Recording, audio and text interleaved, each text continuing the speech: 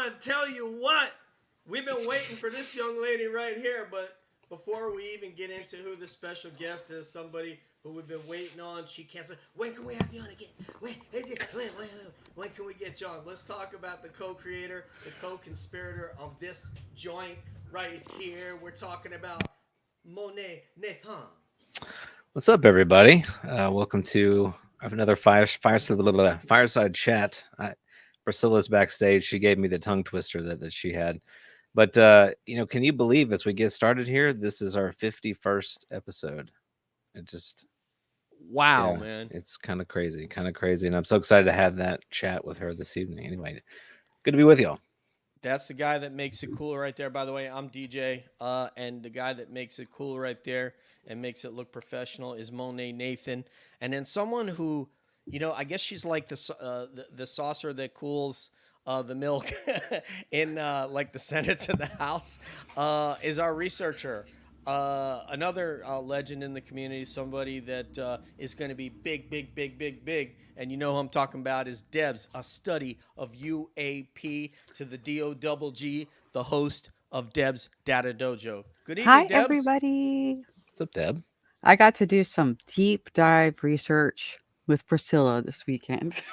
Nice. The Thelma to your Louise? Yes. but without going over the cliff. No cliff. Yeah, there's no cliff. But I heard New York's never going to be the same now after that. Yeah. So. No. New York. No.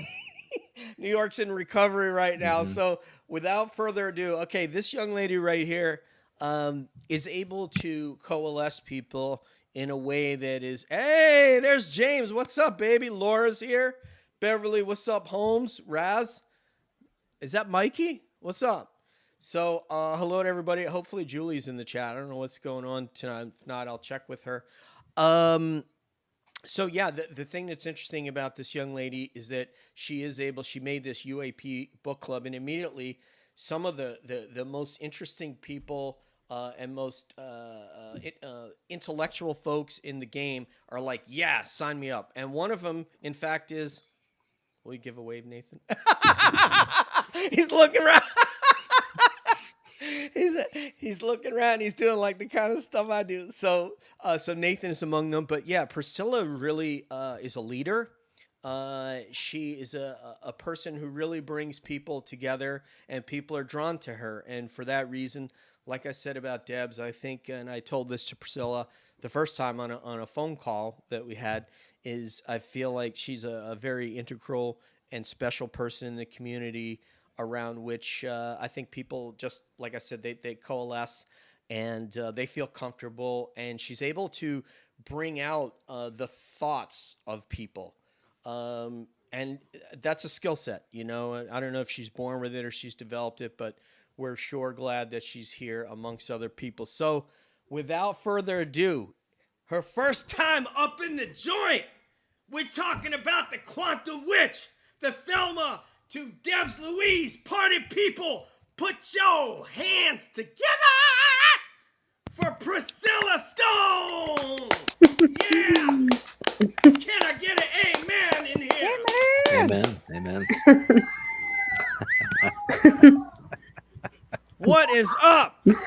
Nothing. I am just hearing. You're going to hear some They're giving their applause as well. That's what I heard. Yeah. Yes. They're dragons. That's the I have live dragons studio in the audience. house. Yeah. That's they want me to take them to bed, and their dads take him to bed. So. And Scott Gearon's in the house, our pararescue legend, talking about Pricilla Nice. wash That's hands. Oh, Scott is I think he amazing. wants you. He's talking about for your illness. Oh yeah.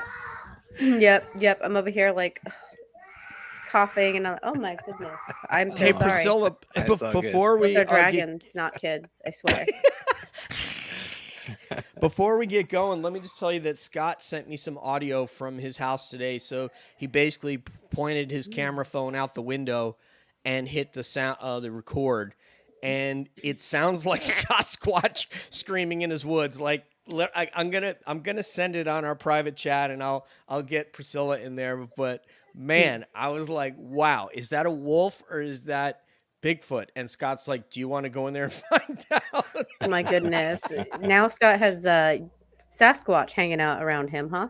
Well, when he tells you, if you have a chance to speak with Scott and he tells you about his property, you're going to understand exactly why that could be the case, because it borders either federal or state land, and I think Scott himself is like 50 acres or 80 acres or some huge amount of acreage that borders forest land that's owned by the state or federally. So it makes Hmm. sense.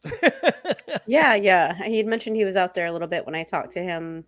I hadn't talked to him on the show yet, but I was talking to him about his books. Or his book. So he had mentioned he was, and I think it sounds beautiful because there's nothing out there but trees and Sasquatch apparently. Yeah, he's Scott's inviting people to come up for an investigation. So just keep that in your hip pocket, and Did you hopefully see? the hip He pocket says, of a very "LOL." very warm. He says, "LOL." I thought that was clapping. So The wash hands was in I fact was like, "Wow, was he clapping. Yeah. backstage?" I didn't even tell anybody that I have a sick family right now. That's fantastic. Oh That well. is All right, fantastic. You Money should wash Nathan, your take it hands. away. Well, Get I us wanted on track here. I wanted to start off with so you guys both got back from the weekend in New York, the inquiry into anomalous experience of the phenomena. I think I may have said that right. Pretty close anyway.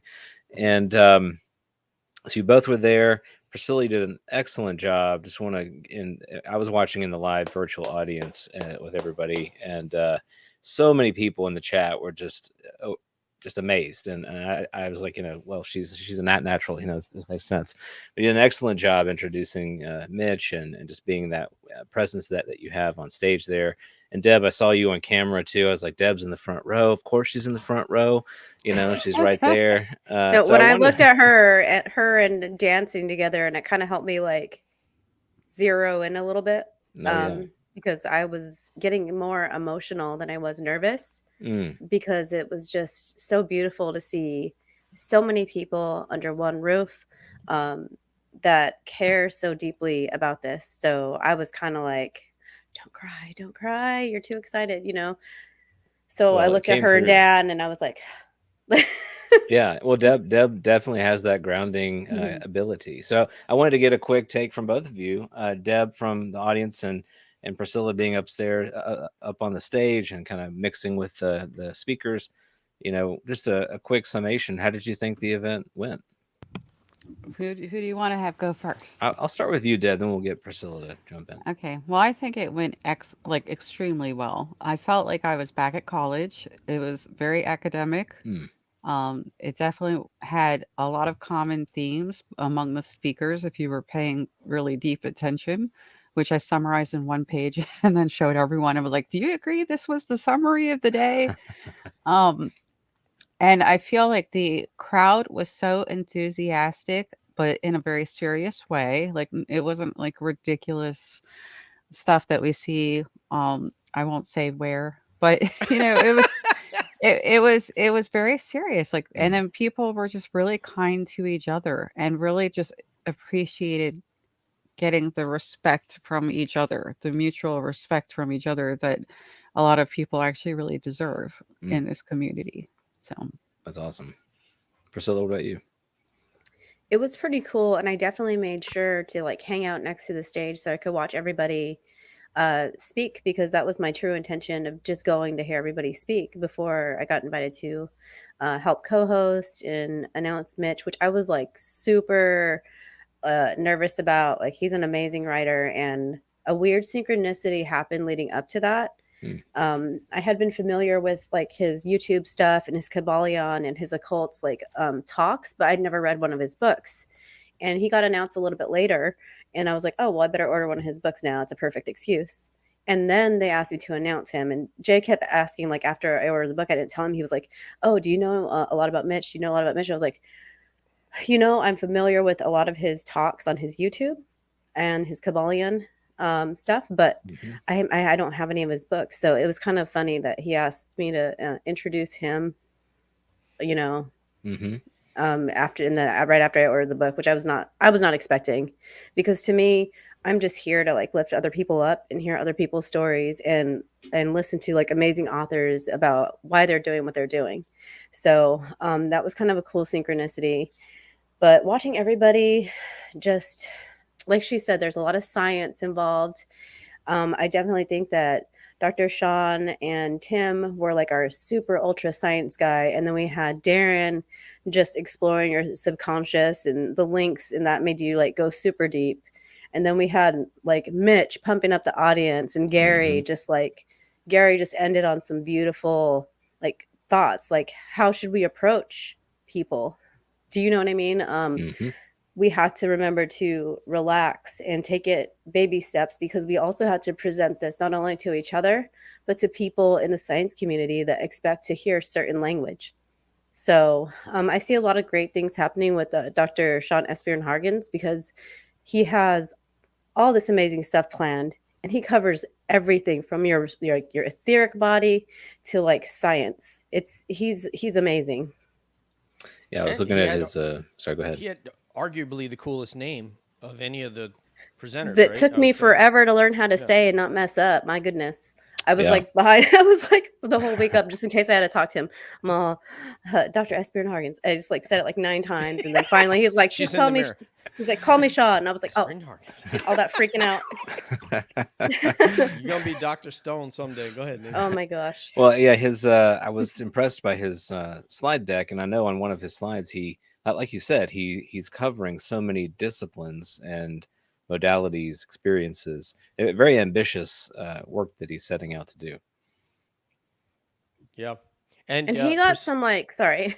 No, go he, ahead, ma'am. Please. he got some like, I feel like he was getting encouraged by Gary in one of the studies he was planning on doing, because Gary kept saying, Sean's work, Sean's work. Sean could do that with his study. Sean could, because Mhm. Gary's kind of like in his lane right now, and he feels like that's where where he's going to be able to do the most for the movement and for disclosure and him and his career. So he kept pointing out Sean, and I'm like, oh my goodness, like yes, more people need to be aware of him, because I don't hear about him enough. Yeah. And I wasn't going to ask this, but is this the most emotional that you've been since I called you on the phone? Just kidding. You don't have to answer that. What is is this? Was there one thing that one of the speakers said that was the most provocative in terms of thought, uh, or one presentation amongst them that you felt, and it could have even been at dinner, or otherwise. Are you rotating that one too? Yeah, I'd like to hear that from both Okay. of you. Absolutely, both of you. Yes, ma'am. Okay, well, see, I feel like again there was like this underlying theme that was happening that was getting mentioned in different ways, and that I actually took away from the whole thing, and that underlying theme was what is reality, right? That was coming up in different ways. Um, in fact, I'm gonna call him Dr. Sean because I'm not even gonna try that last name, but Dr. Sean's. You got it, Um, S. Bjorn Harkins. You got it all over yeah, this, man. yeah, that multiple body concept was so validating for a lot of us. A lot of us have already touched on this idea that we don't understand reality, and it actually kind of inspires me more for us to talk to Hoffman about what is reality. And, I took perception and, back in my psychology undergrad. And I feel like that was a really hardcore class. And I feel like I want to take it all over again because of this. It was so interesting to think about.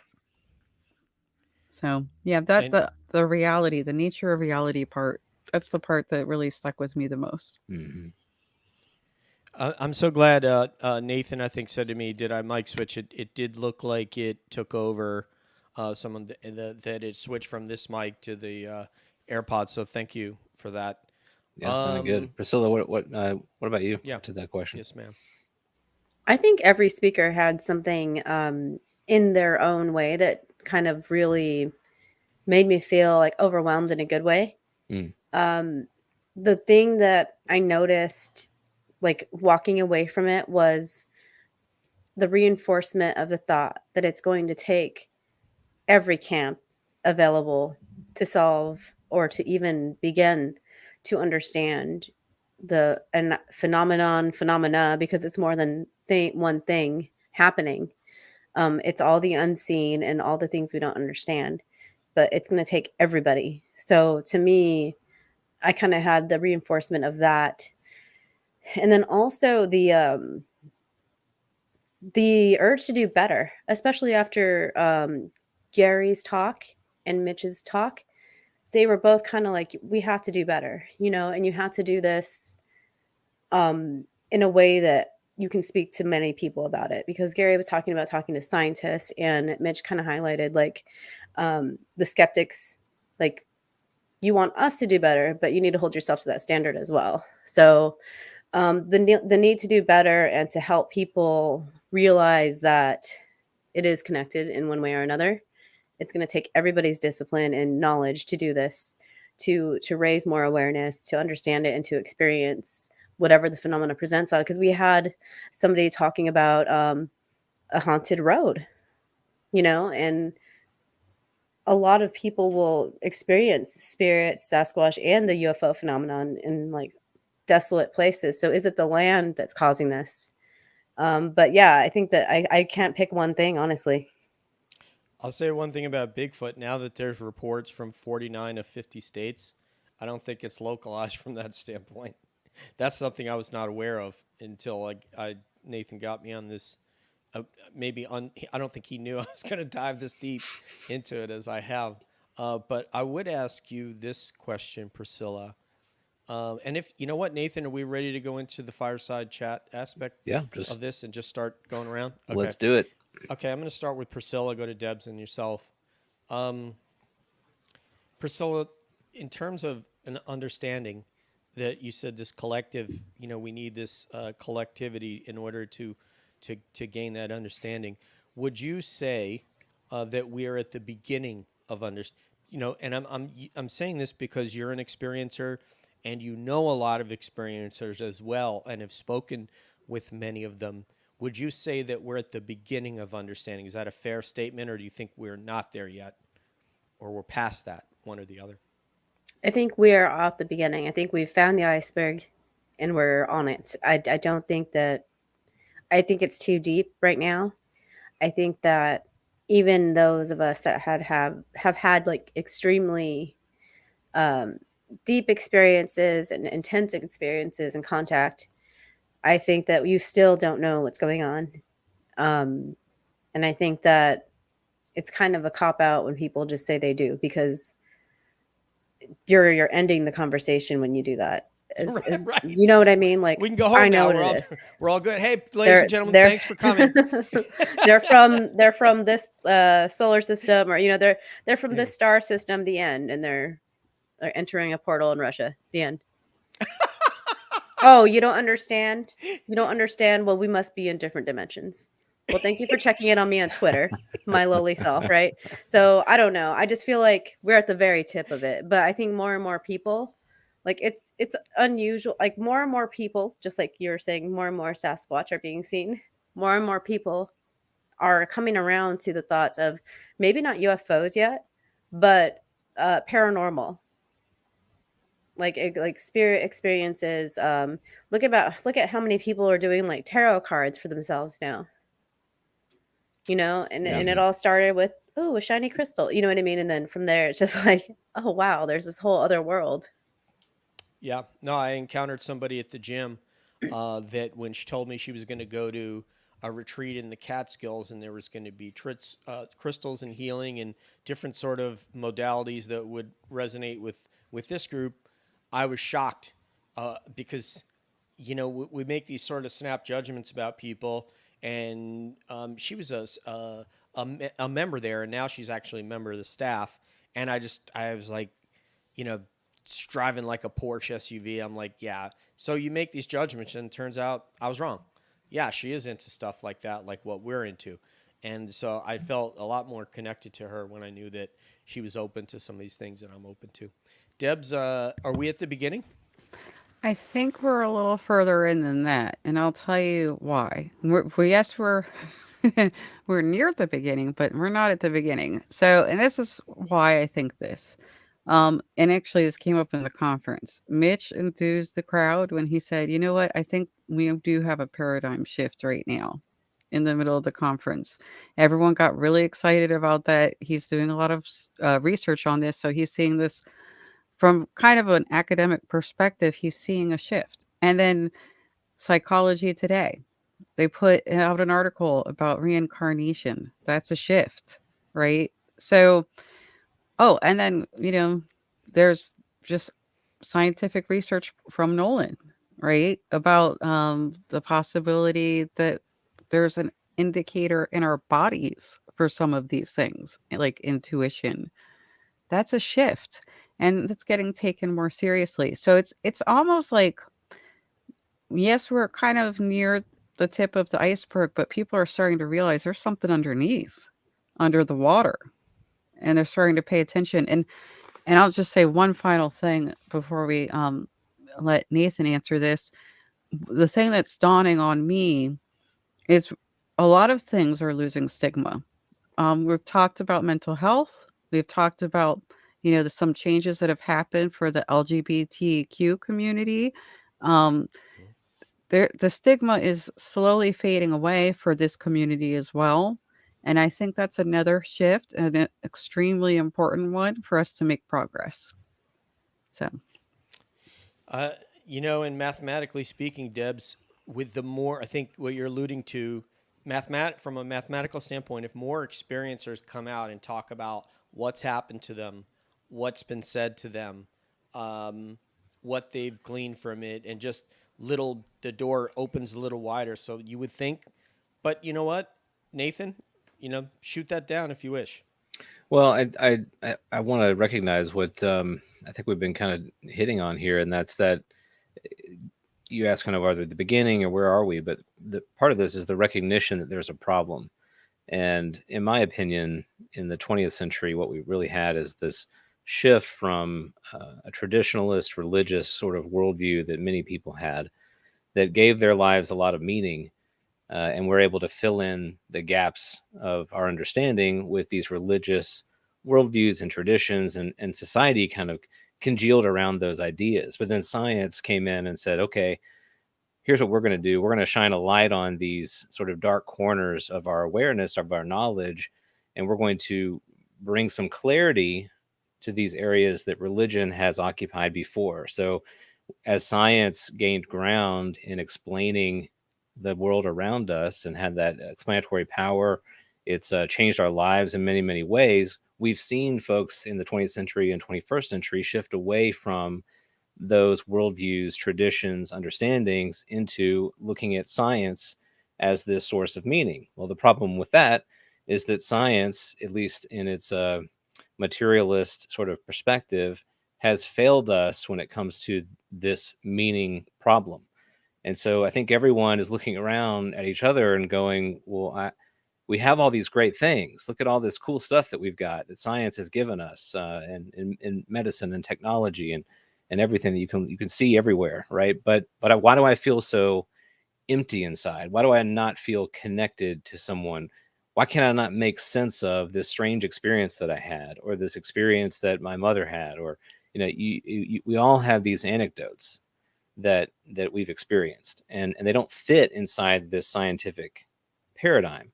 So we are now at this place where I think we're culturally and societally we're ready, we're kind of primed in a way to re-examine a lot of these things that have happened, that have been part of our human history, and get and redeem them, but in a new perspective. It's not discarding the scientific advances that we've made, but it's No. looking at them from a new framework and looking at the old things which we have discarded, and redeeming them, bringing them into a new model of reality that has meaning, that brings meaning back into our culture. And so for me, I see this conversation around the phenomena, not just about UFOs, as that gateway, that doorway to making space for experience and validating what we are going through.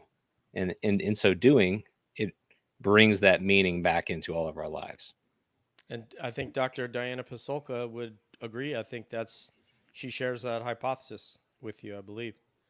But but from the central question, do you feel like we're at least at the beginning of understanding, realizing that some of those traditions are going to, could and should and will be brought back into the fold? But do you feel like we're, the doors opening to understanding the phenomenon?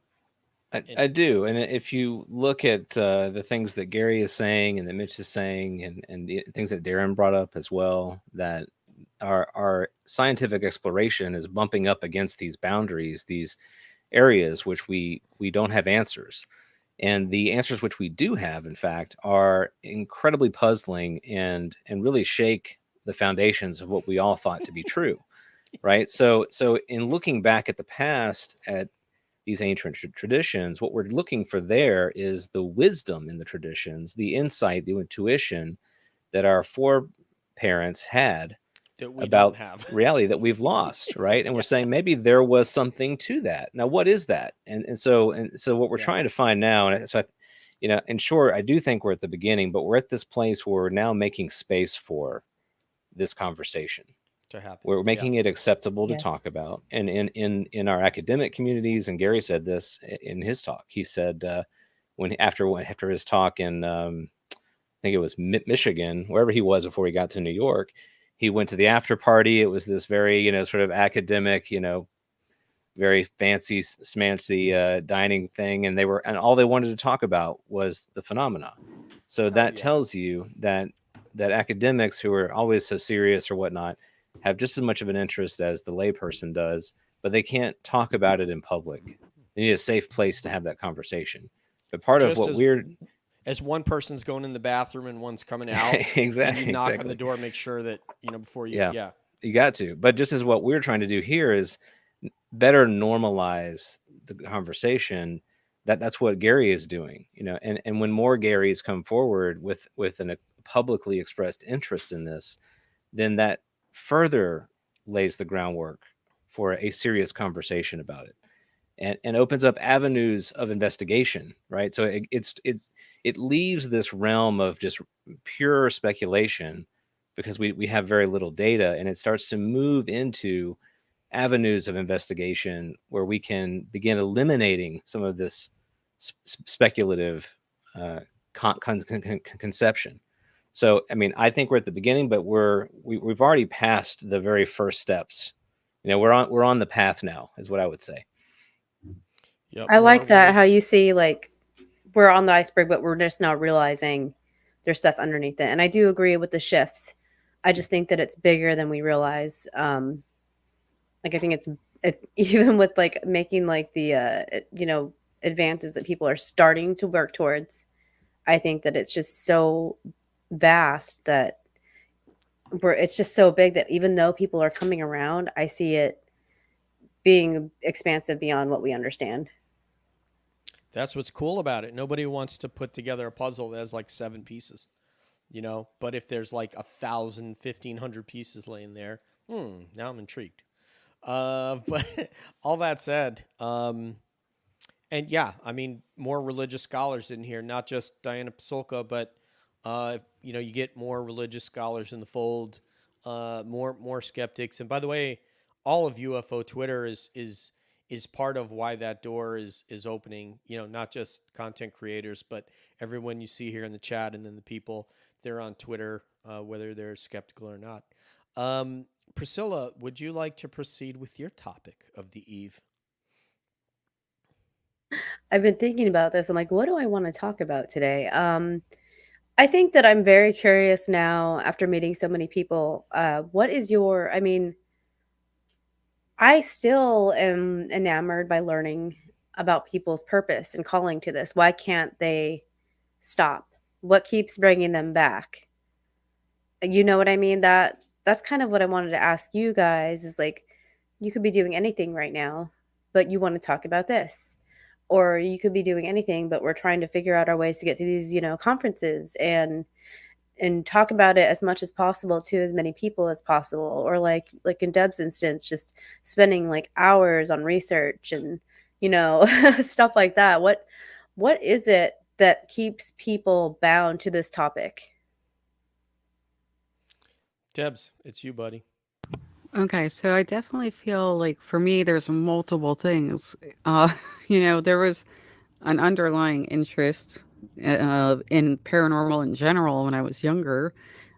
It's just so hard to not want to talk about that. It's just so cool, but as an older person who suddenly started working on UFOs, I felt like I was driven. It was like what Diana Pasolka was saying. It's sort of like a sudden calling. It was just out of the blue. Suddenly, I just had to work on it. And then there's so much there, and it's just there's always more. It's so giving. I feel like it's the story of us. And every time I uncover something else, I'm uncovering more about being human or part of humanity. And that's extremely appealing to understand ourselves. So I think that there's so much, but that's a big part of it. And the only final thing is I do feel pretty determined to help with the mental health part. And I feel like the more I work on this, the more I have a grasp of how to do that. So I won't go into details on that right now, but yes, those are the reasons. All right, yeah. So Deb has another project going on about helping out with mental health of individuals, and I guess she will make that public when she's ready. Money. Yeah, I look at this from the standpoint of what humanity's been interested in since the beginning. We've had these conversations quite literally around the fire since we were able to get together and cooperate, right? Um, whether they were experiences with real phenomena that occurred in our waking states. Oh, I just encountered this ferocious creature out there, and I barely got away with my life. So tomorrow, maybe we should get together and sharpen some spears and take care of this problem. Otherwise, we're not going to be able to survive. Or maybe someone pulled up to that fire and said, I had an experience with something I can't explain. And, I, you haven't seen it, and I can't believe what I saw, and this is what it is. And I'm trying to explain it to you. It's literally changing my life. It's changing the way in which I treat everyone that I encounter. It's changing the way I understand myself. So these experiences got translated into our great religious traditions in many ways, these insights. So we've always been kind of talking about this, but in our modern state, we kind of look back and kind of categorize that as, okay, well, that's just this neat little bucket of mythology that we've done here. Um, so for me, it's redeeming. Again, I'm using that word I used before, redeeming things that we've always talked about and bringing it into the current state of our experience. And it's giving me opportunity to connect with people, to listen to people, to take them seriously. Doesn't mean that I believe everything that they say, but it sure is better. It's a better experience for me. Let's put it this way. It's a better lived experience for me to engage in that kind of conversation where I'm treating them like a person, where I'm treating them seriously, where I want to believe what they're telling me. That's a much better experience than me going into that conversation and saying, well, I don't know if you knew about this, but here's this other thing here that you might not be aware of. And that totally destroys what you just told me. And good luck. Go on your way. I hope you can figure that out. Now, it's not to say that there isn't a place for that, right? Because there is a place for that conversation. There are people who do believe things that are, quite frankly, not true, and it is harming them. It's harming the way in which they interact with other people and the way they interact with the world. And so, if you're in a position to have that conversation, I think you have some level of responsibility to try to, sort of guide them out of that into a healthier way of relating. So, in short, for me, it's deepening the experience that I have of life, and it's giving me that opportunity to do that. And before, I lived plenty of years and discarded all of this stuff, and quite frankly, was kind of not nearly as happy. And life was very, Bland. explainable. Yeah. Yeah, I was gonna say hi, hi, Julie. Thank you, Random, for telling people to hit the like button. We don't do enough of that on this show. We don't, have the Patreon stuff and the super chat stuff, but we will get to some of your questions when we go around the horn if we can. Thank you, Julie. Well said. Money is what Julie said. It is well said, and it is transformative, Priscilla. In answer to your question as to why, um, if Nathan and Debs and yourself and I look at the people that we were before we started creating content and not having this conversation with very select private people in our lives whom we knew would not judge us negatively or wouldn't affect our either our well-being or our financial security negatively, to where we are now, where Nathan's being invited on a whole bunch of shows to speak, to ask about his opinion on this topic. You are Priscilla. Deb is. A couple of unfortunate souls have invited me on their show and probably regretted it. But that's okay. They still like me. But in answer to your question is why?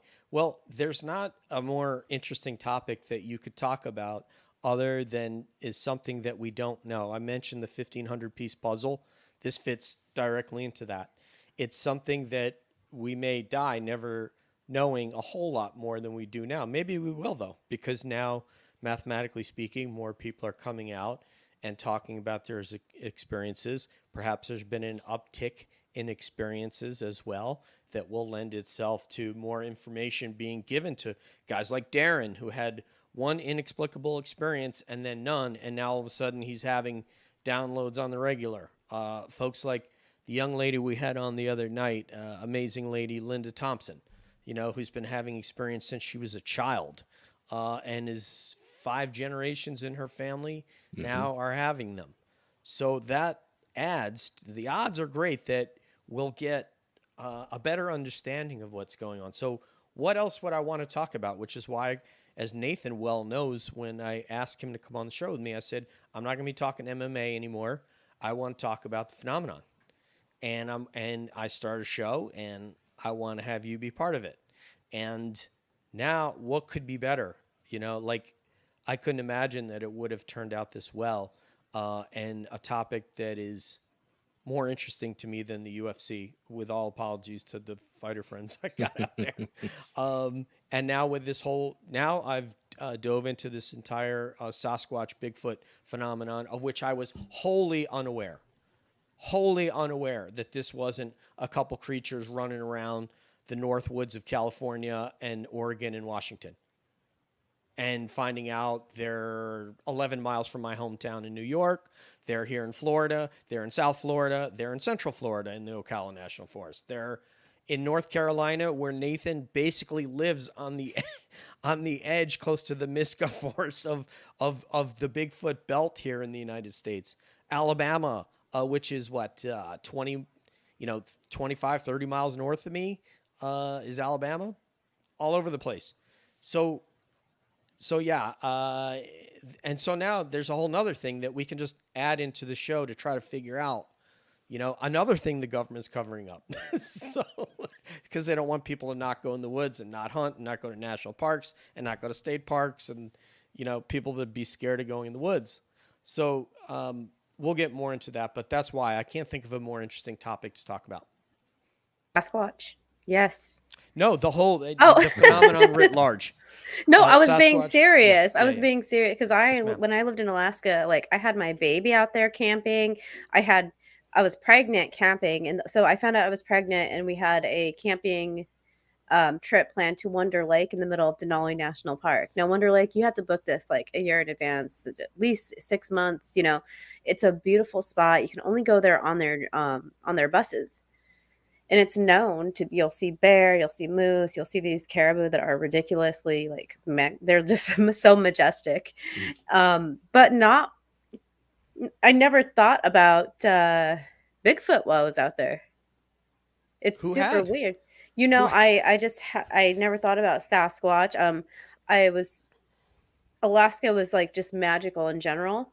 So I had spiritual experiences, but the most even the most ET type or unexplained like phenomena type thing was orbs, and it wasn't even anything that serious. I mean, I was sleeping outside sometimes without even a tent. Like so you would think like if I would have known a lot about Sasquatch or read, about the Alaska Triangle too much, I might not have been doing that.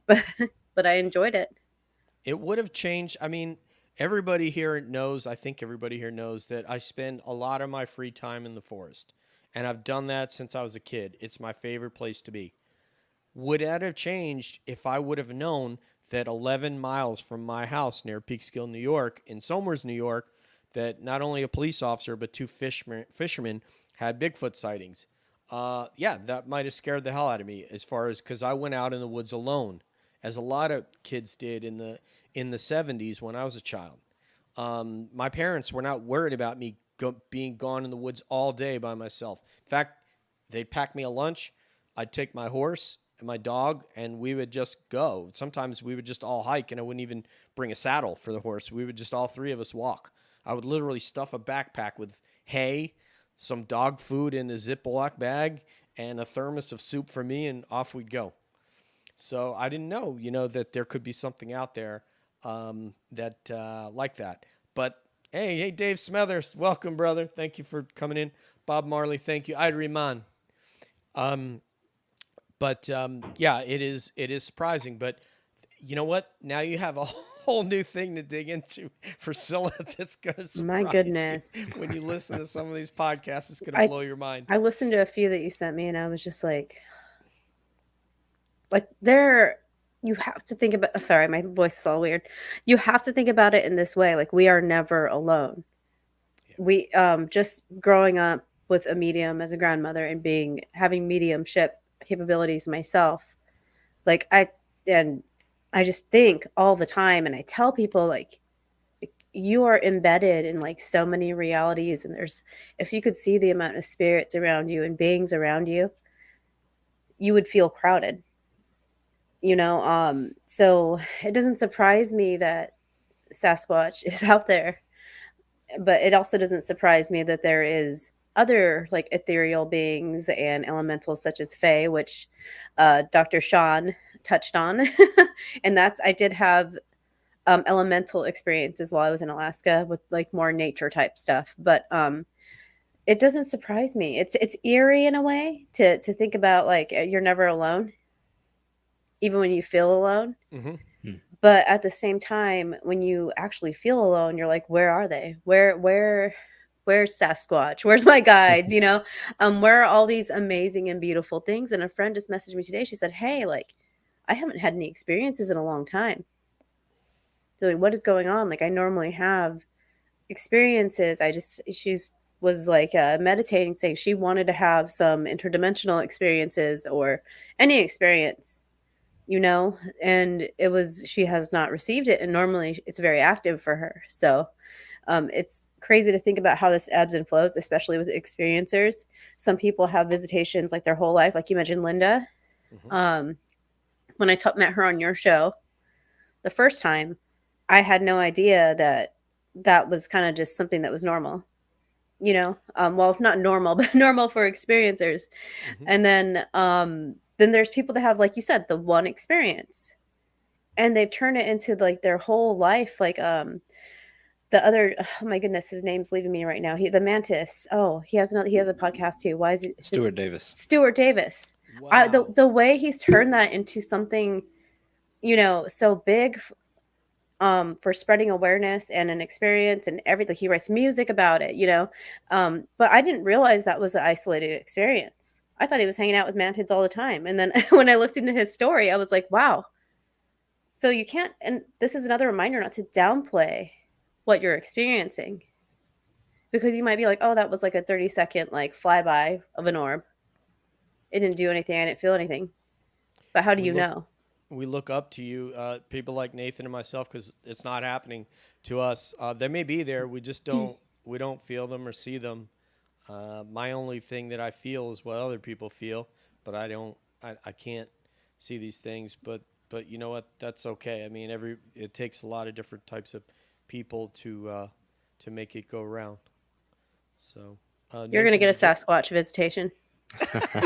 Well, I mean, I'm You've been after. since I met you. You've been on a Sasquatch thing, so that's been. It's not like I've known you forever, but I'm like, Yeah. man, this guy's like, I don't want to deal with Sasquatch, but I can't stop talking about it. Well, Nathan really is responsible for me It's my going fault. this deep by introducing one podcast, and then it came to a couple, three or more. But as I've told Deb and I were speaking before you and Nathan came on, and I've listened to dozens of different investigators and researchers, male and female, young and older. Some of these women are, in their 60s that are going out there in the woods doing this, and I've learned something from each one that I can just write into my little journal of how I want to go about this. So my idea, my idea is just to go out there and be authentic. My intention is what it is. I don't need, although I have weapons, I'm not bringing a weapon, and I'm not stalking, and I'm not hunting.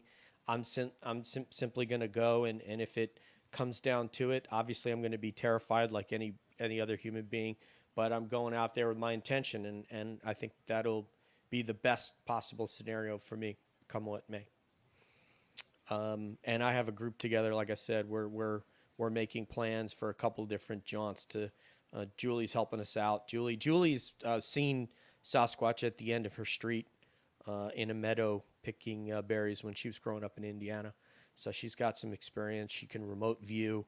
She's helping us, and hopefully we're gonna find a good place to camp and then let the experience come to us rather than trying to stalk, hunt, that sort of thing. Nathan, sir, would you proceed with your I think question? we've touched around this a little bit. And the conference, I think, highlighted this. Priscilla, in particular, the way that you opened the conference with the group meditation moment, which so many people found to be very powerful. Um, so we have different ways of knowing, of learning. We have our kind of left brain way that we're all used to, that kind of classroom style academic lecture, and then we have that stillness time, that quiet knowing, that intuitive way of understanding. I think everyone in this room has had both of those experiences.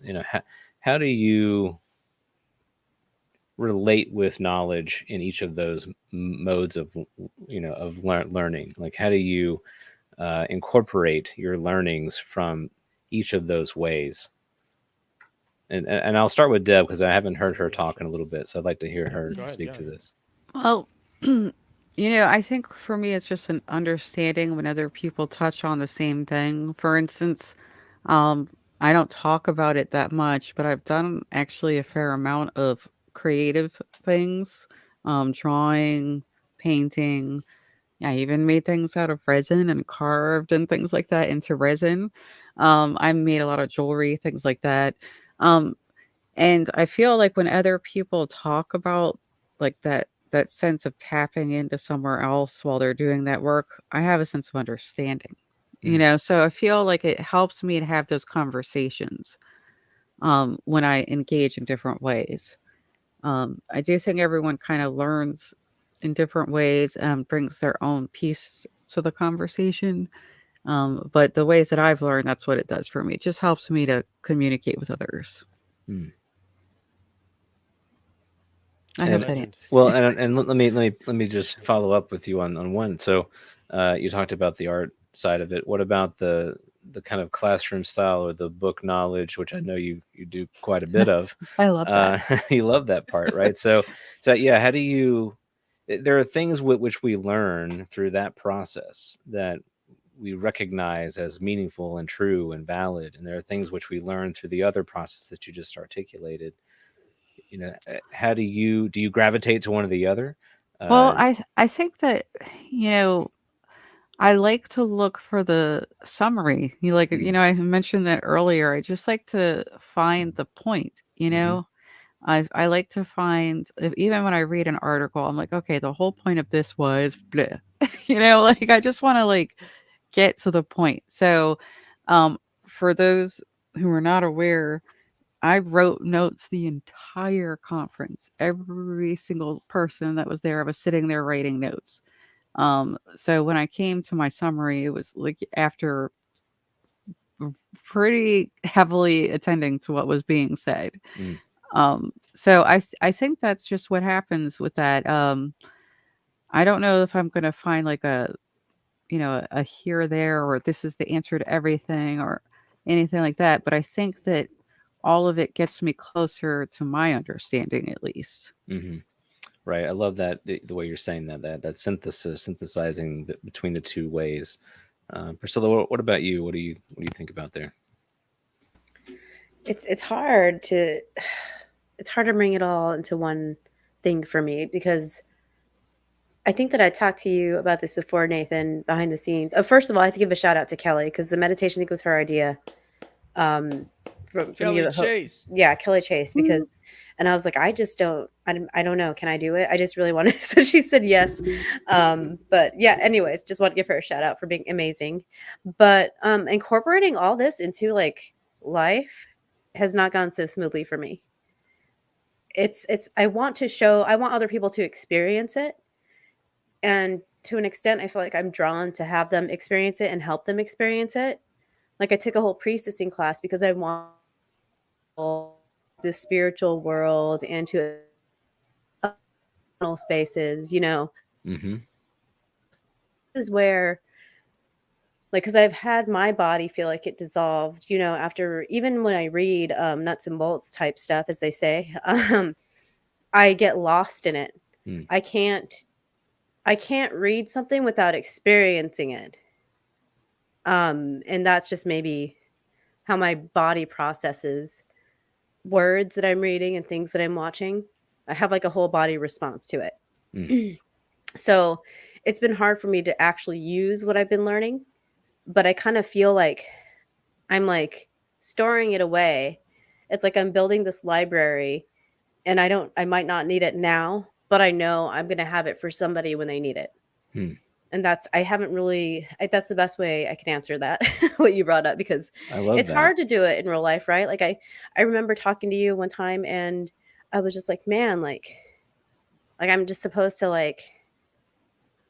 you have to have that separation and that balance between what I know or what I think I know is going on or what I've experienced that's beyond just sitting here at a desk, right? Like we've experienced deeper realities than that. And how do you incorporate that into your life? Is it supposed to even be incorporated yet? It's like you have this experience and then you might have like years of integration of just a small experience. But I just feel like I'm storing this information for people. I don't know any other way to explain it. And it has to do with their spirit and them experiencing themselves as spirit. I know Mm. that sounds ultra woo, but I'm a witch, so there I there it love it. is. One thing's interesting, Priscilla, is that you're, first of all, you speak about, well, first of all, let me say hello to my brother John. He's in the chat. He's my colleague. He's also part of my Bigfoot research team that has yet to be named. Although I did come up with a name, I'm going to throw at him tomorrow. What's up, Johnny? This is my homies, Nathan, Debs, Priscilla. Priscilla, like you spoke how difficult it was to grow up and say, I'm different. I'm having these experiences other people don't have. I feel not normal. I feel weird. I'm the weird girl. And as I've said to you, several months ago on the phone, but now you've found your tribe, if you will, is people who admire that you're able to connect with these things that we believe happen and we can't connect with them. So that's one thing. The other thing is that you're living two lives. You have to at one time be a normal mom who's raising children, who's a wife, whose husband, serving God, country. I'm not a very good wife, guys. No, we don't believe that for a second. And You then, still here, but I mean, yeah, we don't believe that for a second. And then at the same time, you're experiencing things and you can't mix the two.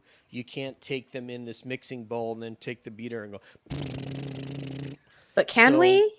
Can well, we I don't know. though? Maybe you I was can. reading the boys Yeah. Jeff Kripal's book after I read their kitty books last night. I was like, okay, I'm gonna read my book, and they're like, can you read it out loud? And I'm like, super humanities. And I'm reading these like Jeff Kripal's this powerful book. It's powerful. These words are just like every 10 minutes I had to like put it down, or every few sentences I had to put it down, just like, yes, That's this sort is of what like you people know. say when they talk to me. Mm-hmm. I'm just Oh kidding. That yeah. doesn't Very happen. Go similar ahead, JJ. experiences. Oh, sorry. I told you I was gonna laugh at your jokes when I came on. Yeah, I know. I'm not writing you a check if you don't. But anyway. But I mean, like, we have to figure out how to, right? I mean, Yeah, like, we it's think true. about all the people, all the work that people are doing now, like Gary and Sean and everybody that was at the conference, like Mitch is writing. I kept thinking, like, as each of them were speaking, and it started when was reading Mitch's book. I was like, I needed this as a child because I was a weirdo. People used to call me Wednesday Addams in Catholic school. Mm. But You know, now you're not. Look Yeah, what it's you've Wednesday. become. I mean, I could be, right? I could just Now, like rage yeah, quit. but now you're But I'm just saying, like, we are going to be there for that next wave coming through. And I Yep. don't mean that in an ultimate Dolores canon, like the next wave, but I do mean it as our children are a lot different. Mm. And they're growing up in a world where UFOs have been acknowledged. You know, paranormal is being studied seriously. Biology related to intuition is being studied seriously. I'd say ESP is being studied seriously, but that's been studied seriously for quite some time. You know, we just need people to grasp it. So I think that we need to find, and that we have to find a way, right, to mesh it without like freaking people out too quickly. You know, Can I I don't even. There's going to be a 12th grader who's going to reach out to you, Priscilla, and you're going to say, damn it, I was you. You're going to be okay. Trust Right. me. Mm. Deb, And what were you there's about to going to be say? that girl. I'm sorry. Yeah, I Go just ahead, Deb. wanted to add that I feel like I've spoke to Preston Dennett and he pointed out how often experiencers actually serve humanity.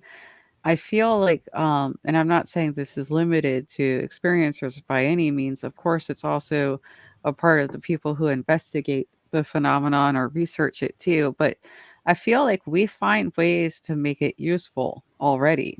You know, the people who have intuition are probably serving other people with that in some way. I would hate to think that there's too many people who are just being selfish with that gift. Mm. Mm-hmm. Yeah. I try to use what I know. I've told Nathan what I think my purpose is. So Yeah, and I want to touch on what you just said there, Deb, because I do think that that is so true. That experiencers have been working with humanity, aiding humanity in a way for a very long time. Imagine a world where you went about your day and anyone that had an experience that was outside what we considered to be norm, you just said, you know what, there's a little place where we're going to move you and we're never going to have to interact with you. We're going to move all of these people who have strange experiences over to some other part of the world, and we're not going to interact with you because those things aren't real. We're not going to deal with that. So imagine a world that looks like that. And I think you can't imagine a world where that would be the case, nor would you want to live in a world that is like that. I would argue that it's these strange experiences that force us into different perspectives, different ways of thinking about our own experience, and we are constantly reshaping, retelling the story of our life. Right? We're constantly narrating, re-narrating that story and incorporating experiences into whatever that is. And Priscilla, you talked about, how you're just accumulating knowledge and, eventually it may just come out. Well, Darren and I have talked about this quite a bit as well, that we have experience throughout our life. Sometimes we have it and we have no place to put it. We have no place where it can fit. So we sort of put it on a shelf basically, or a bucket back in the corner of our mind, but then years go by and something else happens. And we look back into that thing that we discarded and we say, wait a second, this makes sense to me now. I can now incorporate this new experience with this old experience, and it actually gains a greater level of power than it had before, right? So I think experiencers are doing this in a very relational way, right? Like, meaning is relational. It's a verb. It's not a noun. You know, meaning is an action. It's not a state. Yeah, and I also one thing I wanted to add too, going back to what Priscilla said, and then I'm going to answer Nathan's question, and I'll restate the question and make sure I have it correct.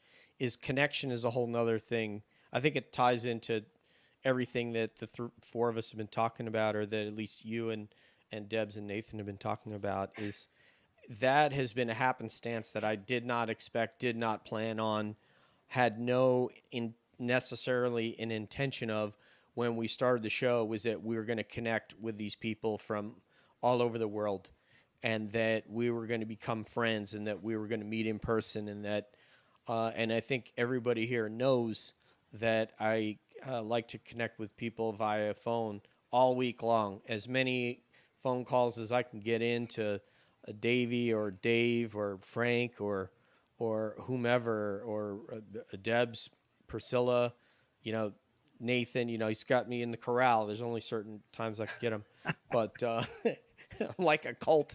But Get on the schedule. yeah, it's the pleasure of my life. You know, getting to talk with Linda. You know, I remember talking to Priscilla the first time driving home, and then freaking out, telling these guys, "Man, it's amazing, man! Shot these cool experiences."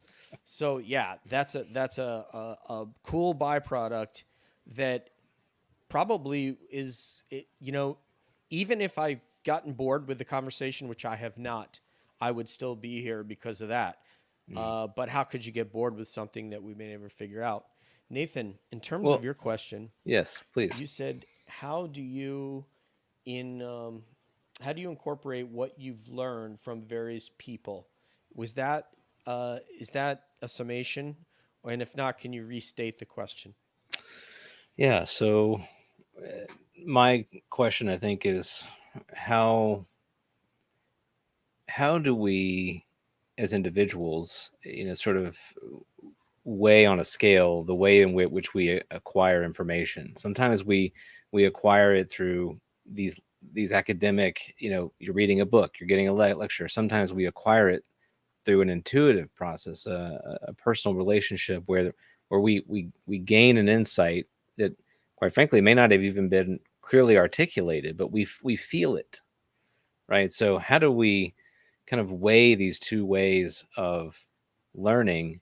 And I think everyone has to answer that a little bit differently depending on your personality. Some people place a primacy on that felt way of knowing, feeling something feels right to me, and they place a higher value on that than I read this in a book and therefore it's true. It's true. Right? Yeah. All right. So, I mean, in aviation, we have something that when we're feeding raw analog data into a computer, there'll be like a Kalman filter on it. And that Kalman filter will give a certain value so that it doesn't overvalue a certain input analog into this digital format, so that we can compute when the airplane needs to climb over a piece of terrain if we can't see. Because if we can't see and there's a mountain in front of us, we have to know how much engine power we have that day based on whether it's cold or hot, what the altitude is, whether that engine's operating at 100%, 95%. So there's these Kalman filters. So I feel like we apply these Kalman filters based on people that we're listening to speak. And as you said, everybody does it a little bit differently. It's very individual. You said you listen to a lot of people. You don't necessarily believe everything you hear, but you give the respect to the person who's telling you something that seems, may seem very fantastic to you, particularly because you haven't had an experience. It may change if you do have an experience. You might see things in different light. So the way that I do it is very organic. I try to break everything down for the most meat-headed among us, because I am among the most meat-headed. So therefore, I'll try to, as you know, I'll try to simplify everything. so that anybody can understand it. So when people, give me information, I take it in and I realize that my perspective is constantly evolving. And you guys know that because you know what my perspective was a year ago and you know what it is now, and it's not the same as it was because I had hypotheses that were proven incorrect. Um, and I've had to just keep opening my aperture. But at the same time, there are people can uh, give certain pieces of information with a surety that they can't possibly have, um, because I don't know that anybody among us can have that surety at this point where Priscilla said we're at the very beginning, but we're at the beginning.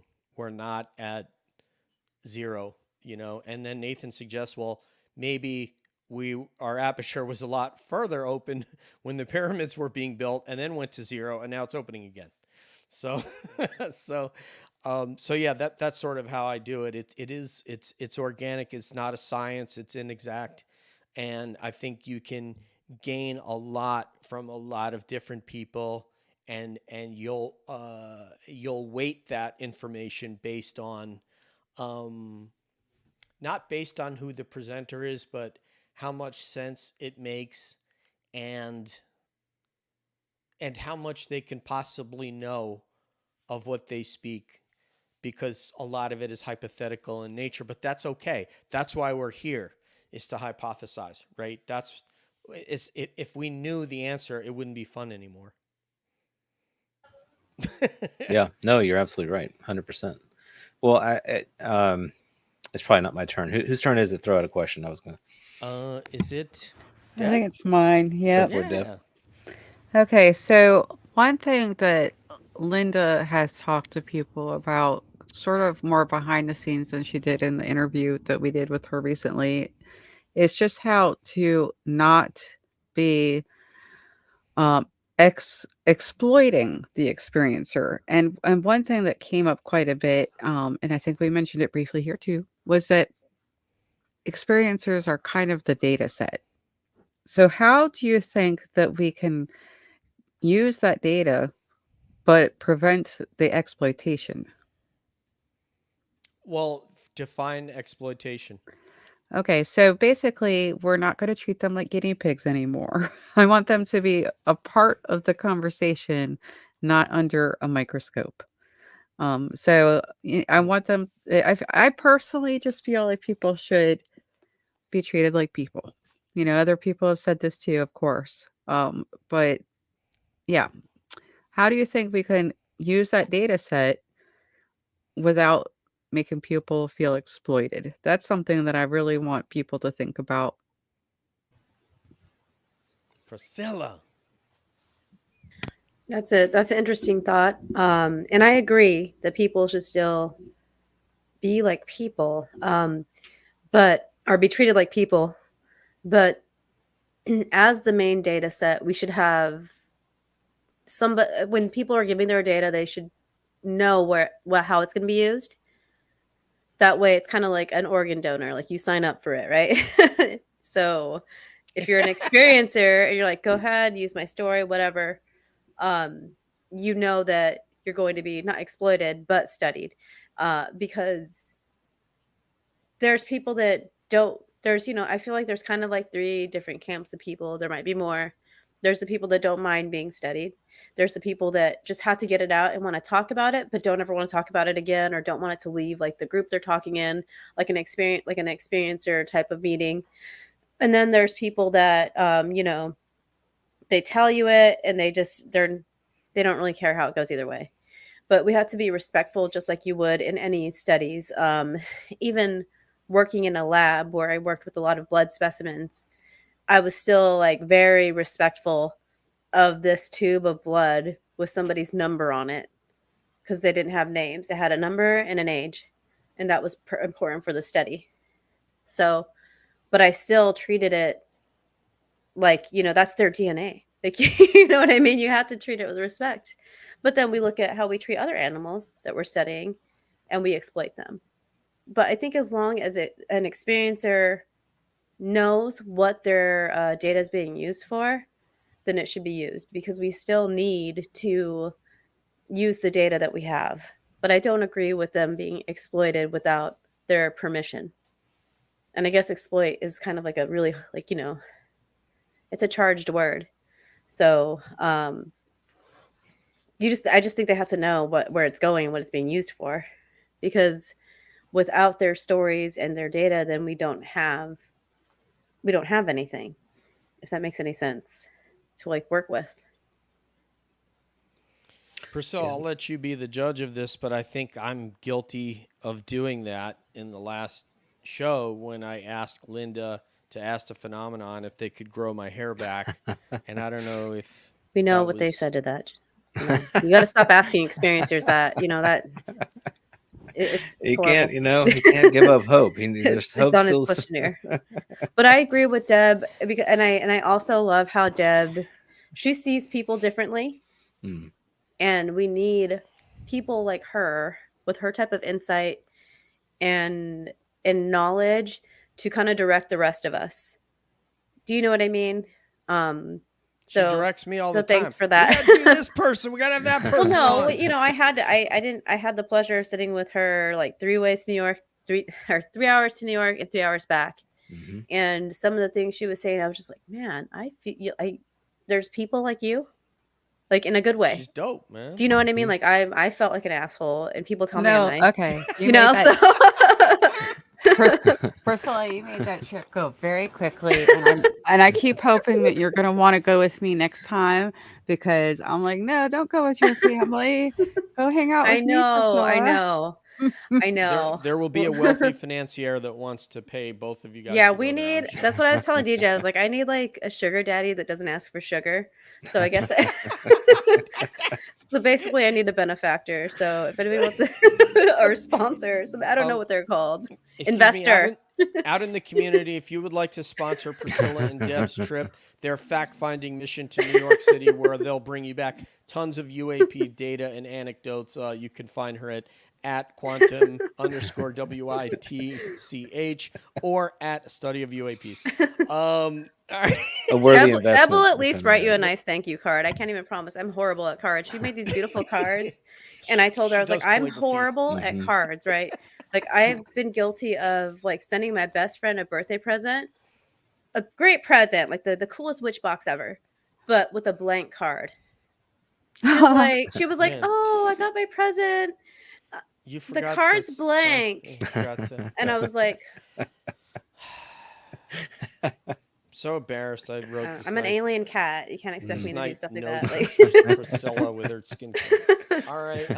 So, Deb, if I get this correctly, how not to exploit experiencers, but use the data set. Mm-hmm. I think it's what we're trying to do on this show. We're trying to ask questions, and we're trying to vicariously live through the experiences of, Priscilla's heard me on the phone, and like, I can't wait till she tells me about, we haven't talked about her experiences in several months. So I'm hoping that that's in the offing here soon. But it is something when we have a David, John Lanier, we have a Linda, or several experiencers that we've had on, we're sort of living vicariously through them. But I think the idea of the exploitation comes in is if you push too hard, you owe me, tell me, I want to know, same thing like with Richard Doty, we talked about if you try to get tough with somebody and get really invasive, they're just going to pull back away from you, and they're going to be very happy not to tell you much. And if you just open it up and just allow them to tell their story and say, I'd like to know about this. What did that feel like? What was that experience like? Was there a flushless urinal on board the craft? I mean, you could ask any of these things. And if they want to answer you, they will, but you don't just keep digging. I think, we've talked about it in the past when you're on a show and you're trying to dig and you're trying to dig, and all you do is piss that person off, and they never want to talk to you again. So that doesn't accomplish anything. So, yeah, I think you can ask questions in a nice and respectful way, and that's been the goal of CAB since, it was very easy to see very early on in our first episode when we had Carlene, or I can't remember if it was Natasha, that we were going to handle asking questions and respect whomever was coming on the same way. So that's how I feel like we can get some data from them if they want to give you data, and if they don't, you thank them for joining you, and just the way that you guys have been saying, actually all three of you have stated this. When they realize experiencer what they can contribute to the overall discussion of the phenomenon, they're the only ones that can tell us. The government's not telling us. It's not in their interest to tell us, but the experiencers hope, if they feel like it's in their interest, my goodness, that's going to help us that don't understand it to gain an understanding. Yeah, yeah, well said. It's a very challenging situation, very tricky. Our kind of Western mentality would be to collect all the data and do a meta analysis of experiencers, and then we would get out this conclusion after I've done the meta analysis. This is what it all means. Like this is totally a Western way of looking at this, right? And I think we have to get more comfortable with looking at this problem from many different facets of understanding, because there are individual sort of ways of knowing and learning and experiencing that are as meaningful, if not more meaningful, than the collective learnings of if you were to group all of the experiences together. And I think we have to avoid the temptation of saying, okay, well, I analyzed 1,000 experiences, and these is what they all had in common. So in 5 years, we can look to the end of the world because that's what they're all saying, right? I think we have to really be careful of that, because that's our natural tendency, right? Is to take that, very rigid way of looking at things, and instead we forget that these are people having the experience. When we have an experience, we're always contextualizing the experience into our own life. Whatever we've had in our past, it colors and flavors what we experience in the now, and how we explain it to someone else is based in that as well. So it's really difficult to kind of divorce these two things, so, and I don't know that we even should. There if you take seriously this notion that we are all on our own kind of journey, not only in this life, but in past lives, future lives, maybe even happening simultaneously, if time isn't really it's not linear, or it doesn't even exist in the way that we think it exists, then what does that say? It may mean that coming to a meta conclusion for human society is not really as important as what's happening in our own lived journey, and what we need to learn and grow and experience. So it's really, really tough. I think we're going to do what I think we're probably going to do what I said we maybe shouldn't do, because that's just our tendency. We're going to throw it at a database. We're going to have AI go through it, and it's going to come out with some conclusions, and we're going to say, well, that's it. Problem solved. Experiencers said it's XYZ. I really think that's what will happen if we do kind of go that direction. Okay. You have to remember. I'm sorry. No, please go ahead. I was going to bring up Dr. Sean again, Esbjorn Hargens. See, I can say it now. Yeah. But then there's people like him that are doing studies or plan on. He talked about doing a study in the future, and it's like he's a scientist, but he's so just feeling his energy, like he's just a gentle person, and he's very caring about it. So I think that the right people can do these studies. Again, obviously, people volunteer and realize that they are part of a study, just like, like you're going to go volunteer to do some psilocybin or something fun like that. But, or more boring, like a blood pressure medication. But, but, like, I think that it's still important to study. Maybe that's just like the inner nerd in me, but I think that there's people that can do it without exploiting. And I think that he's probably one of those people that can do that without studying or without exploiting. And then even the way Dr. Nolan has talked about his studies, he's very respectful to it as well. So I think that it can be done, but we need to make sure like the right people are doing it that are trained in like ethics and, you know, even biomedical ethics, because there's so all the physical things that happen to experiencers. Somebody that is going to do it organized in a respectable way and in a way that people and other scientists and other people will accept it and be able to kind of understand it. Hmm. And I will say we've come a lot further than we used to be. I just listened to an excellent interview. I'll plug. I plugged it today on social media. But if you haven't had a chance to listen to it, listen to the Whitley Strieber interview with Andy Oh McGrillen yeah. on Oh, that UFO yeah. podcast, Oh my and talk, goodness. Yeah. talk about a person who's had trauma, not just from the phenomenon, but just from coming out about his Oh, he's experience with the amazing. phenomenon. So, I look at that and I think about, geez, man, we have covered so much ground since Whitley first stepped forward and was brave enough to talk about what he went through. I can't imagine being those early, you know, the early experiencers coming out like Right. him. But Deb was Barney and about to Betty. say something, and I know it was good. So Go ahead, love. Well, I was going to say a couple things. First of all, Priscilla and I talked about Whitley a few times actually, and one of the things we talked about was he made not that much money from that book. He lost the cabin. Mm. So people don't always recognize how much he actually sacrificed telling his story and how much he's probably still sacrificing. I know his webpage is like atrociously expensive, he said. So I've kind of just summarized, and I was just gonna say that the thing that I liked the best was just respect all journeys. I summarized Nathan as respect all journeys. So I think that's kind of the underlying answer there. We just need to respect all journeys, and that means respect the diversity with them.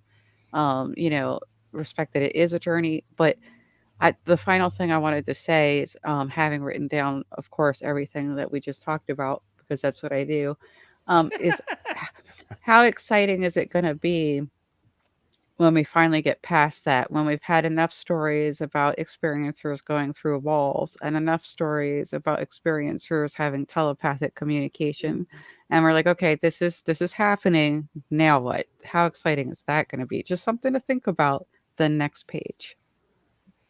Yeah. That is exciting when we make that move. And I want to say, I want to like support both what Nathan said and what Priscilla said as well. Priscilla and Deb, and that the data set part, Nathan's interesting, is that a lot of sports fans used to say, uh, when Muhammad Ali's career was over, he used to say, "Oh man, Rocky Marciano was like 50-0, and but Ali came after him. He was amazing." And they had a computer. They put all this data into a computer and had them fight, and Ali won. It's like, well, you can't do that. Like the bruiser from Brockton, Mass, the lefty. Muhammad Ali. Maybe the greatest heavyweight boxer of all time, probably.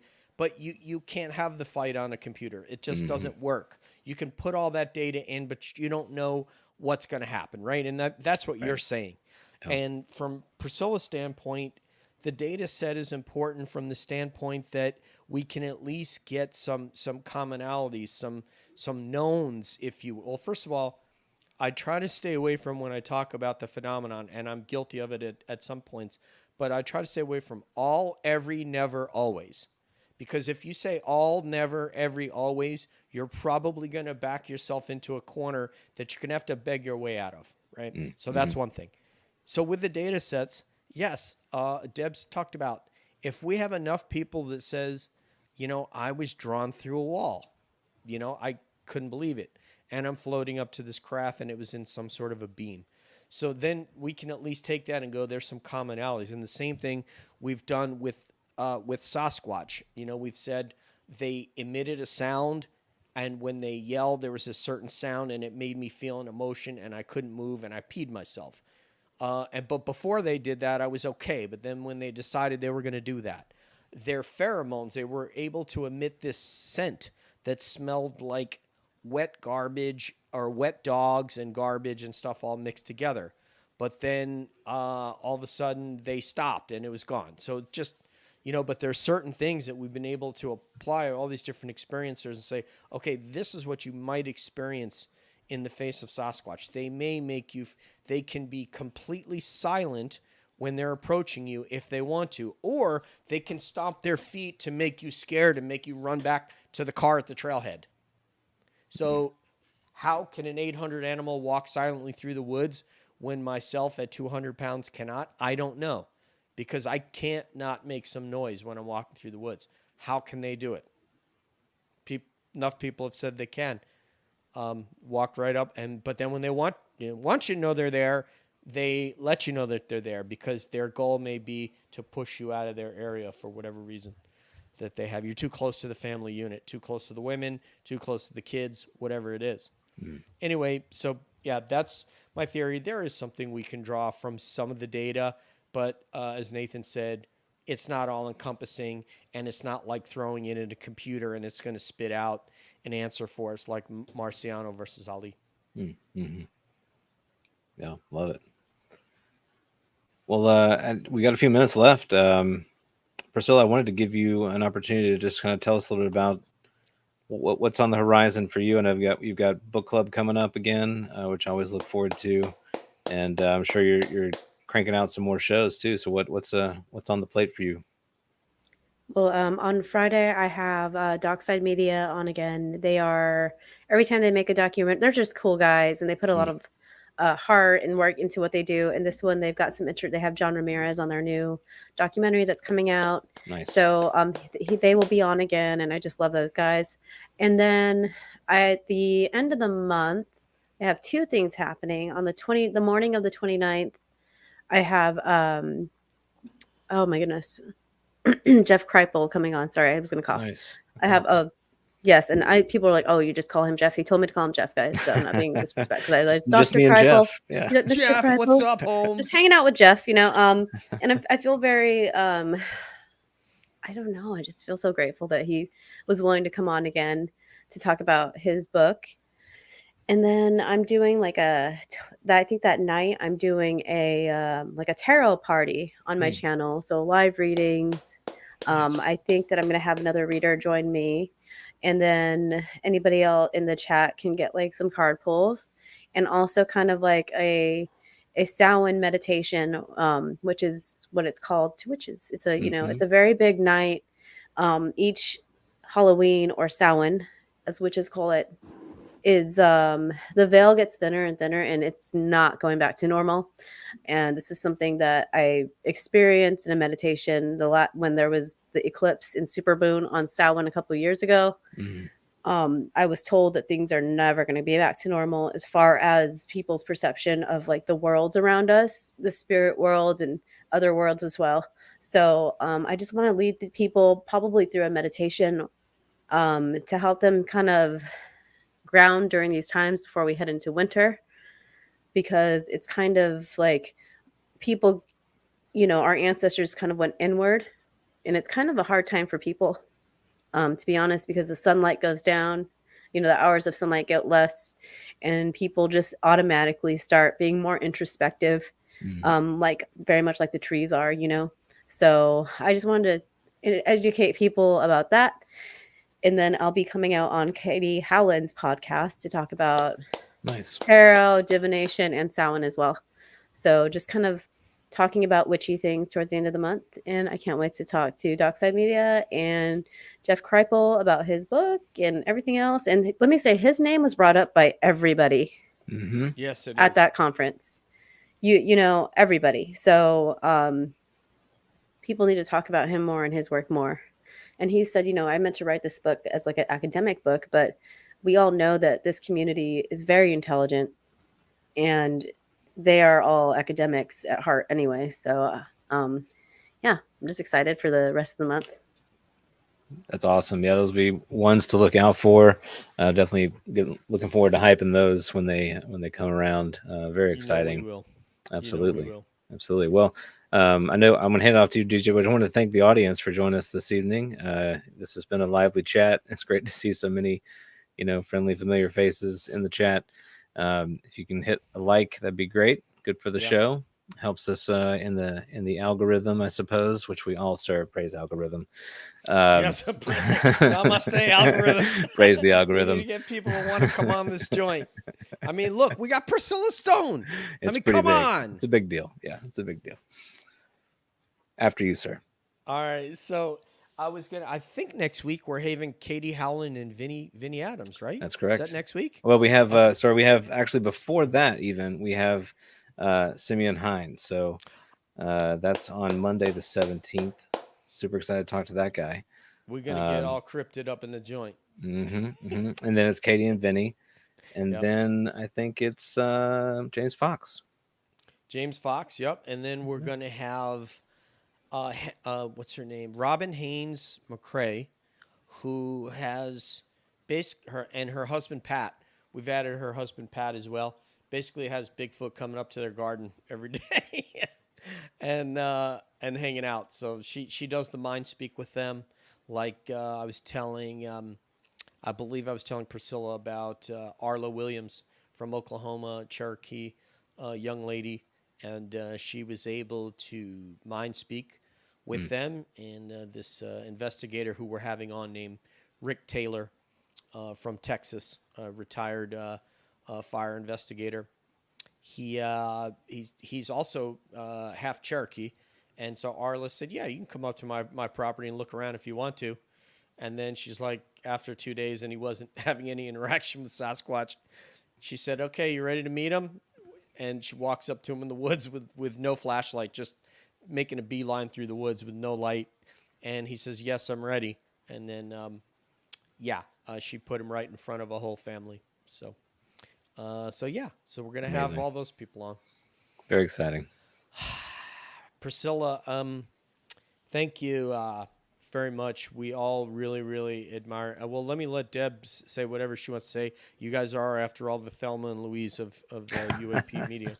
Yeah, I just wanted to say, I can't put the top down on my car, but I'll be happy to take you to New York again in December. These are subtle hints. Yeah, we'll have to talk. I didn't know you were going to actually make it out again. So Yeah, I'm going to do it. Okay. Yep. Well, we'll talk. I have another notebook to write in. Oh yeah, you're gonna need a bigger one this time because. Yeah, and I mean, we'll throw in a can of skincare formula for you. I'm just kidding, but. Why do I picture you walking down the aisles with your those cigarette girls, but with your the little skincare tins? Yeah, exactly. With Nathan's face on it. Yeah, and right. And Nathan and I are going to be there. So unless something happens that causes me not to be able to be there, I'm planning on being there.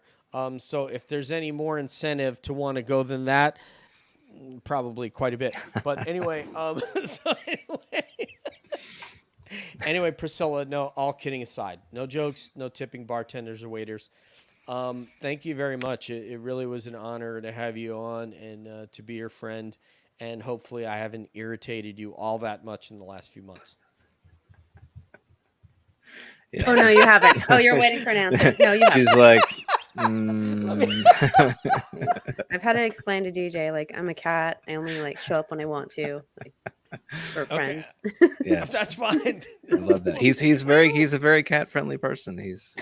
We're working on adopting a new one right now. I got Kati's application filled out because Jusia passed, so we're going to try to adopt and bring our pet family back to 5. Oh, so kitties. Yeah, I'm really excited. I told her you choose, and yeah, I'm just very excited to whomever she brings home. Thank you very much. So this has been really cool. Like I said, I think this is the first time we've had Priscilla on solo. Hopefully it's not the last because she is so DOPE is what I'm talking about. So for Pricilla Stone, the Quantum Wytch, go and check her out on YouTube, pod. She's crazy cool. Go check out Book Club with Nathan. Nathan has a new pod that he's going to be doing with Kelly Chase and UFO Rabbit Hole. Is that right? Yeah, it's actually its own little channel called Perturbations with Kelly and Nathan. So, whoa! You're gonna see that once a month. Once a month. Has it happened yet? Because I want to. Well, it's funny. We did the first episode, even though we didn't have the idea to do the show. We did the episode, and during the episode, had such a good time. We're like, why don't we just make this a once a month thing? Okay. So the second episode will actually be the episode where we tell you what the show is about. So. Oh, please, yeah, if you would, Nathan, put that in the show notes so that I can put that out. I'm super excited. I love it when my colleagues go and do these other projects because I don't think I mean, everybody needs to have some of the love that these guys have to give. So for Julie, thank you. Happy New Kitty, DJ. Thank you for our chat host, Julie Farrell, our remote viewer for Deb, for Pricilla Stone, for my brother, the co-conspirator, Nathan. This is DJ saying peace out. One love. We'll see you down the road. And as always, we're wondering what's up around the bend.